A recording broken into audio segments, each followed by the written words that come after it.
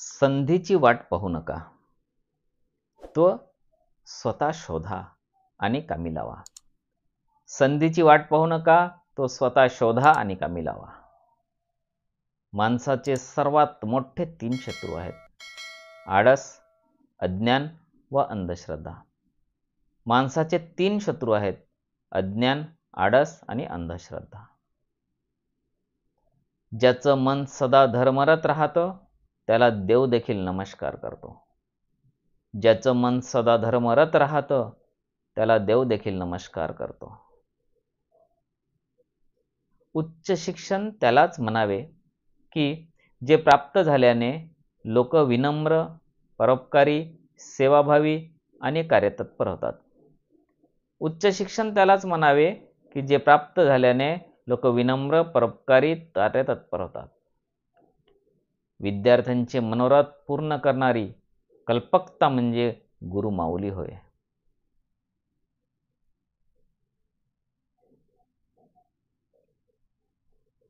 विजय त्याचाच होतो की जो विजयासाठी साहस करतो.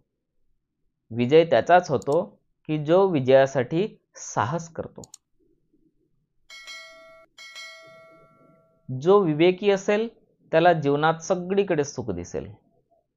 जो विवेकी असेल त्याला जीवनात सगळीकडे सुख दिसेल. विचार थकले की विकार भडकतात.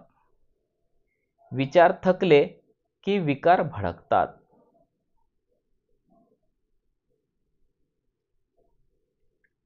आत्मदर्शन हे जीवनातील काव्य आहे. आत्मदर्शन हे जीवनातील काव्य आहे. धोरण बदलू शकता पण चरित्र बदलू शकत नाही. धोरण बदलू शकता पण चरित्र बदलू शकत नाही. ज्ञानी डोळ्यांनी जगतो तर अज्ञानी कानांनी जगतो. ज्ञानी डोळ्यांनी जगतो तर अज्ञानी कानांनी जगतो. मनाची नाराजी ही दारिद्र्यापेक्षाही खराब असते. मनाची नाराजी ही दारिद्र्यापेक्षाही खराब असते. भव्य विचार हा सुगंधासारखा असतो. भव्य विचार हा सुगंधासारखा असतो.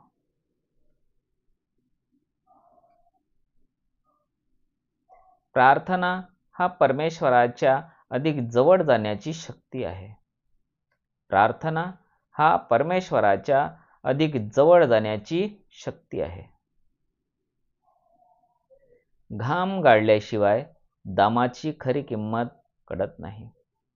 घाम गाळल्याशिवाय दामाची खरी किंमत कळत नाही. त्याग हा जीवन मंदिराचा कळस आहे. त्याग हा जीवन मंदिराचा कळस आहे.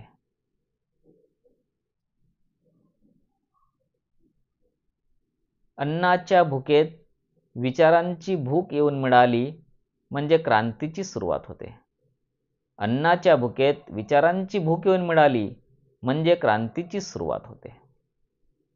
माणूस म्हणजे गुण आणि दोष यांचे मिश्रण आहे.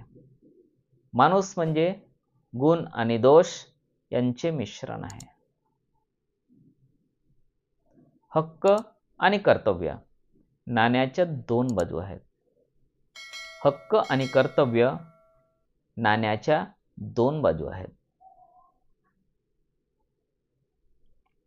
धडपड हेच मानवाचे भाग्य आहे. धडपड हेच मानवाचे भाग्य आहे. समान ध्येयासाठी पुरुषांशी झगडण्यापेक्षा सहकार्याने वागा. समान ध्येयासाठी पुरुषांशी झगडण्यापेक्षा सहकार्याने वागा. दुसऱ्याला हसणे फार सोपी असते पण दुसऱ्याकरिता रडणे फार कठीण असते आणि त्याला अंतःकरण असावं लागते.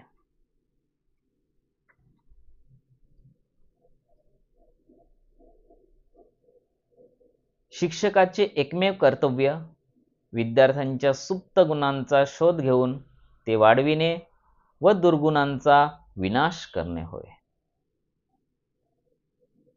शिक्षक विद्यार्थी पराया नसावा, विद्यार्थी शिक्षक पराया नसावा, दोघे ज्ञान पराया नसावा.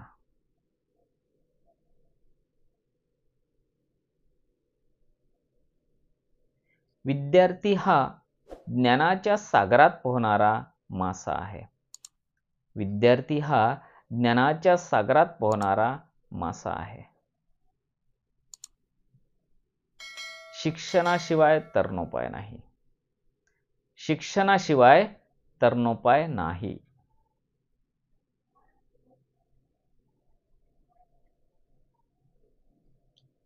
शिक्षण हे वाघिणीचे दूध आहे. ते जे प्यायले तो गुरगुरल्याशिवाय राहणार नाही. शिक्षण हे वाघिणीचे दूध आहे. ते जे प्यायले तो गुरगुरल्याशिवाय राहणार नाही. सर्वांना धन्यवाद.